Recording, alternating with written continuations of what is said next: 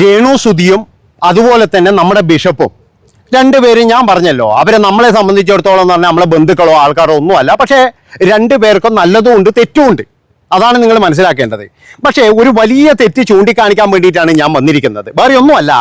അതായത് ബിഷപ്പിനെതിരെ ഒരു വീഡിയോ ഇട്ടു, അയാളുടെ പിന്നെ എന്താ പറയേണ്ടത് അയാളുടെ കാര്യങ്ങളാണ് എന്നൊക്കെ പറഞ്ഞ ഒരു സാങ്കല്പിക കഥ പറഞ്ഞ സന്ദീപിനെ പോലീസ് അറസ്റ്റ് ചെയ്തു. അത് അറസ്റ്റ് ചെയ്യാൻ വേണ്ടിയിട്ട് അവർ സന്ദീപിൻ്റെ നാട് വരെ വന്നു എന്നാണ് പറയുന്നത് കേൾക്കുന്നത്.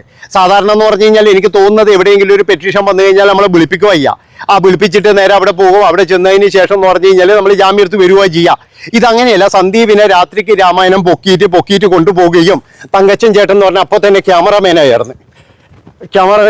സന്ദീപിന്റെ മോൻ കിട്ടുന്നില്ല സന്ദീപിന്റെ ഞാൻ കണ്ടു. തങ്കച്ചൻ ചേട്ടന്റെ ഇത് ഞാൻ കണ്ടു. അതുപോലെ തന്നെ ബിഷപ്പ് സംസാരിക്കുന്നത് ഞാൻ കണ്ടു. അതുകൊണ്ട് ബിഷപ്പിനോട് എനിക്കൊരു ചോദ്യം ചോദിക്കാനുള്ളത്, കുറച്ച് ദിവസം മുമ്പ് ഒരു പ്രധാനപ്പെട്ട യൂട്യൂബർ പറഞ്ഞത് താങ്കളെ അടിക്കണമെന്നാണ്.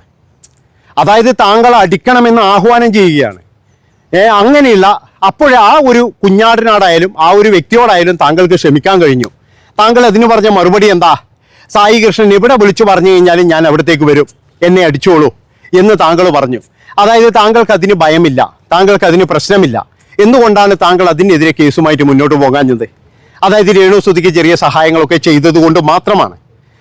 അല്ലെങ്കിൽ എന്ന് പറഞ്ഞു കഴിഞ്ഞാൽ ഫാദർ അതിനെതിരെയല്ലേ ആദ്യമായിട്ട് കേസ് കൊണ്ട് പോകേണ്ടത്? അതായത് ഒരാളെ ശാരീരികമായി ഉപദ്രവിക്കുമെന്ന് പറയുകയും ആഹ്വാനം ചെയ്യുന്നതെന്ന് പറഞ്ഞു കഴിഞ്ഞാൽ ഒരു വലിയ തെറ്റാണ്. നമ്മൾ വിചാരിക്കുന്ന പോലെയല്ല, അത് വധശ്രമത്തിന്റെ പരിധിയിൽ വരുവായിരുന്നു. അതായത് ബിഷപ്പിനെ കണ്ടു കഴിഞ്ഞാൽ ആ മനുഷ്യൻ ഇങ്ങനെ ചെയ്യണം അങ്ങനെ ചെയ്യണം എന്നൊരാൾ പറയുമ്പോൾ അതൊരു വലിയൊരു കുറ്റം തന്നെയാണ്. പക്ഷെ അതിനെതിരെ അച്ഛൻ ഒരു അക്ഷരം പോലും മിണ്ടിയിട്ടുമില്ല, ഒരു കേസ് പോലും കൊടുത്തതുമില്ല. അപ്പം അതിനെതിരെയല്ലേ അച്ഛൻ ആദ്യമായിട്ട് ഒരു കേസ് കൊടുക്കേണ്ടത്? അത് കഴിഞ്ഞതിന് ശേഷം താങ്കളുടെ പേരിൽ നമുക്ക് എല്ലാവർക്കും അറിയാം, താങ്കൾ പല ആൾക്കാരോടും പല കാര്യങ്ങളും വിളിച്ചു പറഞ്ഞിട്ടുണ്ട്. ഒരുപാട് യൂട്യൂബേഴ്സിനോട് താങ്കൾ സംസാരിച്ചിട്ടുണ്ട്. അങ്ങനെ സംസാരിച്ചവരൊക്കെ എന്ന് പറഞ്ഞു കഴിഞ്ഞാൽ അവരൊക്കെ നല്ലവരാണെന്നാണ് താങ്കളുടെ വിചാരം. പക്ഷേ ഞാൻ വീണ്ടും പറയുകയാണ്, താങ്കൾ തെറ്റിദ്ധരിക്കുകയാണ്. അതായത് എല്ലാവരുടെയും ലക്ഷ്യം എന്ന് പറഞ്ഞു കഴിഞ്ഞാൽ എക്സ്ക്ലൂസീവ് കണ്ടന്റ് മാത്രമാണ്, അല്ലാതെ അതിൻ്റെ അകത്ത് എന്ന് പറഞ്ഞു കഴിഞ്ഞാൽ സ്നേഹമോ വേറെ ഒന്നുമില്ല. അതാണ് മനസ്സിലാക്കേണ്ടത്. ഇപ്പം അച്ഛനെതിരെ ഒന്ന് വന്നിട്ടുണ്ടെങ്കിൽ ഇപ്പം സന്ദീപ് അടപ്പാൾ എന്ന് പറയുന്ന ഒരു വ്യക്തിക്ക് ഏതായാലും കോട്ടയം തൃക്കൊടിത്താനത്ത് വന്നിട്ട് അച്ഛൻ്റെ കഥകൾ അന്വേഷിക്കാൻ പറ്റുമെന്ന് എനിക്ക് തോന്നുന്നില്ല. അപ്പം അവിടെ എന്ന് പറഞ്ഞു കഴിഞ്ഞാൽ കൃത്യമായിട്ട് അച്ഛന് ശത്രുവായിട്ടുള്ള ഒരാളുണ്ട്. അത് ചിലപ്പോൾ ഇടവകയെന്നാകാം, അല്ലെങ്കിൽ വേറെ ആരെങ്കിലും ആകാം. ഇനിയിപ്പോൾ ഇതൊരു സാങ്കല്പിക കഥയാണെങ്കിൽ തന്നെ എന്ന് പറഞ്ഞു കഴിഞ്ഞാൽ ഏതോ ഒരാൾ കൃത്യമായിട്ടെന്ന് പറഞ്ഞു കഴിഞ്ഞാൽ കഥകളെല്ലാം ചോർത്തി നൽകുന്നുണ്ട്. അതൊന്നുകിലെന്ന് പറഞ്ഞു കഴിഞ്ഞാൽ അച്ഛൻ എന്തെങ്കിലും സംഭവങ്ങൾ അവരോട് ഇതിനു മുമ്പേ വിളിച്ചു പറഞ്ഞിരുന്നോ, അല്ലെങ്കിൽ ഇവർ നല്ലവരാണെന്ന് വിചാരിച്ചിട്ട് അച്ഛൻ്റെ സത്യസന്ധത കൊണ്ട് എന്തെങ്കിലും പറഞ്ഞിരുന്നോ, ഇതൊന്നും നമുക്കറിയില്ല. പക്ഷേ ആരോ ഒരു ശത്രു അച്ഛൻ്റെ ഉണ്ട്. അതെന്ന് പറയുന്നത് ഈ സന്ദീപാണെന്ന് എനിക്ക് തോന്നുന്നില്ല. അയാൾക്ക് കിട്ടിയ കണ്ടന്റ് അയാൾ ഒരു കാര്യമായിട്ട് എന്ന് പറഞ്ഞു കഴിഞ്ഞാൽ പേര് പോലും പറയാതെ ചിലപ്പോൾ ഡ്രസ്സൊക്കെ ഉപയോഗിച്ചിട്ട് അല്ലെങ്കിൽ എന്താ പറയുക അച്ഛൻ്റെ ഫോട്ടോ ഒക്കെ ഉപയോഗിച്ചിട്ടുണ്ട്. അതിന് കുത്തി വരഞ്ഞിട്ട് അന്നെന്ന് പറഞ്ഞു കഴിഞ്ഞാൽ നോക്കി എല്ലാവർക്കും മനസ്സിലാകും. അപ്പോൾ അതാണ് സന്ദീപ് ചെയ്ത തെറ്റ് എന്നാണ് എനിക്ക് തോന്നുന്നത്. പക്ഷേ ഇതിൻ്റെ പുറകിൽ ഒരു വൻ ഗൂഢാലോചന സംഘമുണ്ട്. അതായത് ഈ സന്ദീപിനെ തള്ളിപ്പറയുന്ന കൂട്ടത്തിൽ തന്നെ അച്ഛനെയും എങ്ങനെയും കൊടുക്കാൻ വേണ്ടിയിട്ട് നടക്കുന്ന ഒരു കൂട്ടം തമ്മാടികൾ ഇവിടെയുണ്ട്. അതുകൊണ്ടാണ് ഞാൻ പറയുന്നത്, എൻ്റെ പൊന്നച്ചോ യൂട്യൂബർമാരുടെ വാക്കും കേട്ട് അതുപോലെ തന്നെ ഇപ്പോഴുള്ള സോഷ്യൽ മീഡിയയിലുള്ള ഇതൊന്നും കണ്ടിട്ടൊന്നും ഒരിക്കലും നമ്മൾ ഇറങ്ങാൻ പാടില്ല. കാരണം എന്താ അറിയുക, ഈ ഒരു സംഭവം എന്ന് പറഞ്ഞാൽ ഒരാഴ്ച കൊണ്ട് തീരും. ഇപ്പോഴെന്ന് പറഞ്ഞു കഴിഞ്ഞാൽ ഇനി അടുത്തതെന്ന് പറഞ്ഞാൽ ഈ സന്ദീപിന് പിന്നെ കഥ പറയാൻ വരുമെന്ന് എനിക്ക് തോന്നുന്നില്ല. കാരണം എന്താ വെച്ച് കഴിഞ്ഞാൽ കേസ് കോടതിയിൽ പോയ ഒരു സംഭവമാണ്. അപ്പോൾ അങ്ങനെയുള്ള സംഭവത്തിൽ വീണ്ടും അത് ആവർത്തിച്ച് കഴിഞ്ഞാൽ ഇയാളുടെ ജാമ്യം വരെ ചിലപ്പോൾ റദ്ദായി പോകും. അതുകൊണ്ട് തന്നെ ഇനി സന്ദീപ് കഥ പറയുമെന്ന് എനിക്ക് തോന്നുന്നില്ല. പക്ഷേ അച്ഛനെ പൂട്ടാൻ വേണ്ടിയിട്ട് ഇവിടെ ഒരു വലിയ ലോബി ഇവിടെ ഉണ്ട് എന്നുള്ളതിൽ യാതൊരു സംശയവും. അത് മിക്കവാറും എന്ന് പറഞ്ഞാൽ അച്ഛൻ്റെ അടുത്ത സുഹൃത്തുക്കളായിരിക്കാം, അല്ലെങ്കിൽ അച്ഛൻ ഇതിന് മുന്നേ എന്ന് പറഞ്ഞു കഴിഞ്ഞാൽ അവർക്ക് പല കാര്യങ്ങളും പറഞ്ഞു കൊടുത്തിട്ടുണ്ടാകാം. അവരോട് പല കാര്യങ്ങളും ഇന്ന സംഭവങ്ങളുണ്ട് എന്നൊക്കെ പറഞ്ഞത് അവർ റെക്കോർഡ് ചെയ്ത് വെച്ചിട്ടുണ്ടാകാം. അത് ചിലപ്പോൾ എന്ന് പറഞ്ഞാൽ കുറേശ്ശെ എടുത്ത് പുറത്തിടുന്നതായിരിക്കും. അതുകൊണ്ടാണ് ഞാൻ പറയുന്നത്, എൻ്റെ പൊന്നച്ചോ ഈ കഥകളൊക്കെ എന്ന് പറഞ്ഞു കഴിഞ്ഞാൽ ആയുഷ്കാലം മുഴുവൻ അവിടെ ഉണ്ടാകും. പക്ഷേ ഈ ഒരു സംഭവത്തിൽ മിണ്ടാതിരുന്ന് കഴിഞ്ഞാൽ അച്ഛനാണ് അതിൻ്റെ ഏറ്റവും കൂടുതൽ ബെനിഫിറ്റ് കിട്ടുക. കാരണം എന്താ അറിയുക, അതായത് ഈ ഒരു സംഭവം ഒരാഴ്ച കൊണ്ടെന്ന് പറഞ്ഞു കഴിഞ്ഞാൽ പോകും. നമ്മളെന്ന് പറഞ്ഞാൽ രണ്ട് കൈയും അടിച്ചാലേ ഒച്ചയുണ്ടാവുള്ളൂ. ഒരുത്തം വന്നിട്ട് ഇങ്ങനെ അടിച്ചു കഴിഞ്ഞാൽ ഒരൊച്ചയുണ്ടാവില്ല. കുറേ നേരം കഴിയുമ്പോൾ എൻ്റെ കൈ തളർന്നിട്ട് ഒനങ്ങ് പോയിക്കോളുമായിരുന്നു. അല്ലാതെ ഈ ഒരു കാര്യം ഇപ്പോൾ ഇവിടുന്ന് അങ്ങോട്ട് പറയുമ്പോൾ എന്നാൽ പിന്നെ എൻ്റെ വക 2 വേറെ, എൻ്റെ വക 3 വേറെ, ഇതൊക്കെ നിർത്തുക. അതുപോലെ തന്നെ എന്ന് പറഞ്ഞാൽ പരമാവധി രേണുസുധീൻ്റെ വീട്ടിൽ പോയിട്ടുള്ള വീഡിയോ കോപ്രായങ്ങളും നിർത്തുക. അതായത് പ്രാർത്ഥന എന്നൊക്കെ പറഞ്ഞു കഴിഞ്ഞാൽ ആ പ്രാർത്ഥനയുടെ വിശുദ്ധിയോട് കൂടിയിട്ട് ചെയ്യുക. അതൊന്നും യൂട്യൂബിലിട്ടിട്ട് ആളെ കാണിച്ചിട്ട് വെറുതെ എന്തിനാണ് ഓരോരുത്തന്മാരുടെ, ഞാൻ പറഞ്ഞല്ലോ നമ്മുടെ നാട്ടിൽ എന്ന് പറഞ്ഞാൽ പല വിധത്തിലുള്ള ആൾക്കാരാണ്. പല ആൾക്കാരെന്ന് പറഞ്ഞാൽ പലരെയും ഇഷ്ടമാണ്, ഇഷ്ടമല്ലാത്തവരാണ്, ശത്രുക്കളാണ്, ഇതെല്ലാം ഉണ്ടാകും. അതിൻ്റെ അടിയിൽ വന്നിട്ട് മോശപ്പെട്ട കമൻറ്റുകൾ ഉണ്ടാകും. അതുകൊണ്ട് തന്നെ എന്ന് പറഞ്ഞാൽ അച്ഛൻ പങ്കെടുക്കുന്ന പ്രാർത്ഥനാ രീതികളോ അച്ഛൻ പങ്കെടുക്കുന്ന കാര്യങ്ങളൊക്കെ പരമാവധി അങ്ങ് ഉപേക്ഷിക്കുക. അതാണ് വേണ്ടത്. അല്ലാതെ എന്ന് പറഞ്ഞു കഴിഞ്ഞാൽ എല്ലാം കൊണ്ടുവന്നിട്ട് സോഷ്യൽ മീഡിയയിൽ ഇട്ട് കഴിഞ്ഞാൽ പലതരത്തിൽ പല ആൾക്കാർ പല ഇതായിട്ടാണ് പ്രതികരിക്കുക. ഇപ്പം അച്ഛനിപ്പം ഞാൻ പറഞ്ഞല്ലോ, ഒരു രേണുസുധീൻ്റെ കാര്യം മാത്രം നോക്കിയാൽ മതിയാ. അതായത് ആ ഇടവകയിൽ എത്ര ആൾക്കാരുണ്ടാകും, എത്ര പാവങ്ങളുണ്ടാകും, അവരുടെയൊക്കെ കാര്യങ്ങൾ നോക്കണ്ടേ? അല്ലാതെ ഒരു രേണുസുധീൻ്റെ മാത്രം കാര്യങ്ങളും അവരുടെ മാത്രം കാര്യങ്ങളും നോക്കാൻ പറ്റുമോ? ഒരിക്കലും പറ്റത്തില്ല. അതുകൊണ്ടാണ് ഞാൻ പറയുന്നത്, അച്ഛന് ശരിക്കും പറഞ്ഞു കഴിഞ്ഞാൽ ഇതിൽ മിണ്ടാതിരുന്ന് കഴിഞ്ഞാൽ നല്ല സുഖമാണ്, വേറെ ഒരു കുഴപ്പവും വരാനില്ല. പക്ഷേ കൂടുതൽ വഷളായിക്കൊണ്ടിരിക്കുകയാണ് ഇങ്ങനെ മിണ്ടിക്കൊണ്ടിരിക്കുമ്പോൾ.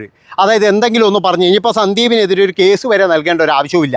അയാളോട് മര്യാദയ്ക്ക് വിളിച്ചൊരു താക്കീത് ചെയ്തിട്ട് വിട്ട് കഴിഞ്ഞാൽ മതി. ഇനി ഇത് ആവർത്തിച്ച് കഴിഞ്ഞാൽ കേസ് കൊടുക്കുക, അത്രയേ ഉള്ളൂ.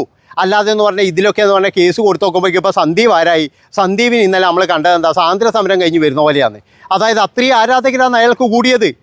അതിൻ്റെ അടിയിൽ വന്ന കമൻറ്റ് കണ്ടാൽ മനസ്സിലാവും സന്ദീപിനായിരുന്നു ഇന്നലെ ഒരുപാട് ആൾക്കാർ സന്ദീപിനെ തന്നെയാണ് പിന്തുണക്കുന്നത്. അല്ലാതെ എന്ന് പറഞ്ഞാൽ അച്ഛനെ അല്ല പിന്തുണക്കുന്നത്.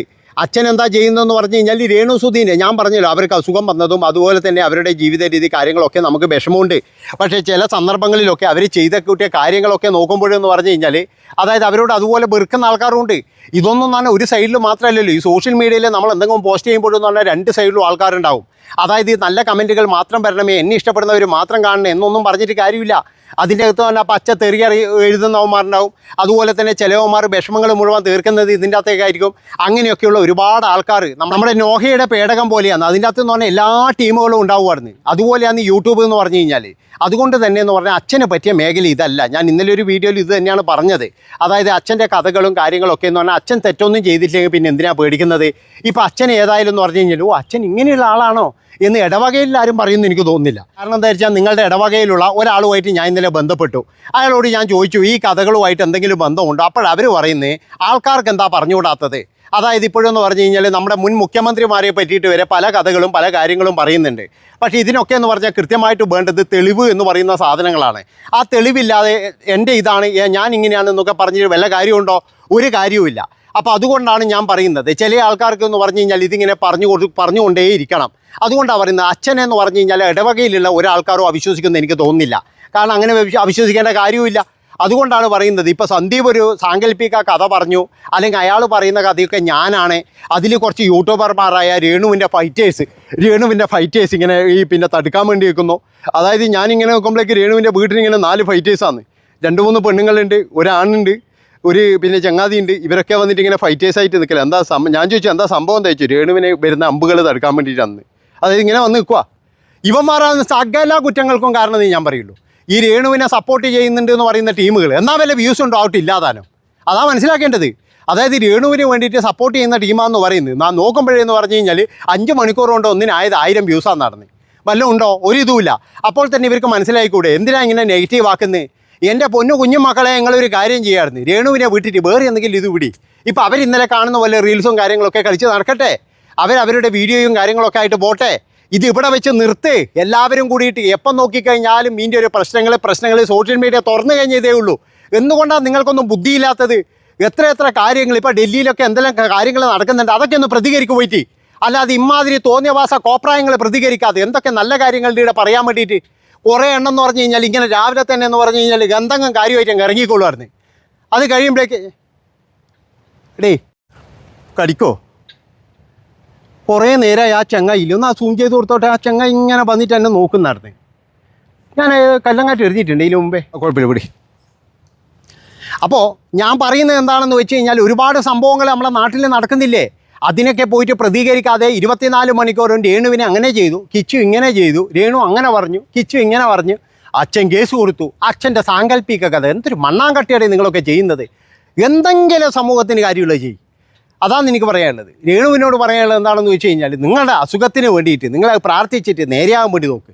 അല്ലാതെ എന്ന് പറഞ്ഞ് ഇതിൻ്റെ അകത്തൂടെ പോയിട്ട് ടെൻഷനും കാര്യങ്ങളും വൈരാഗ്യവും വെറുപ്പും എല്ലാം കൂടി കൊണ്ട് ഞാൻ പറഞ്ഞല്ലോ, നമുക്ക് അസുഖം വന്നു കഴിഞ്ഞാൽ ശാന്തമായ മനസ്സാണ് വേണ്ടത്. അല്ലാതെ എന്ന് പറഞ്ഞു ഇങ്ങനെ ആയിക്കഴിഞ്ഞാൽ നമ്മൾ അസുഖം മാറത്തില്ല. നമ്മുടെ മനസ്സ് ശാന്തമായിരിക്കണം. നന്ദി, നമസ്കാരം. ബാ ബാ ബാ ബാ ബാ